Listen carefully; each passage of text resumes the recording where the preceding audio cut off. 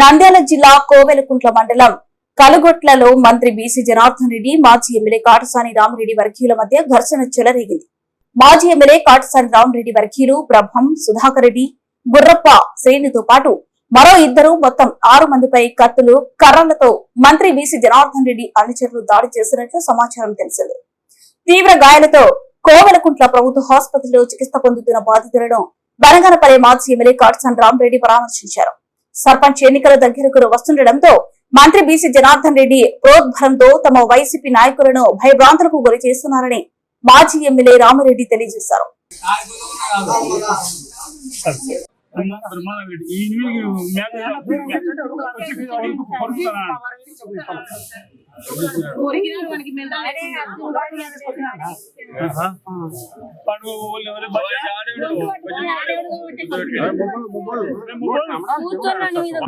మేము మటన్ కోసం రోడ్డు మీద మటన్కి వచ్చినాం సార్.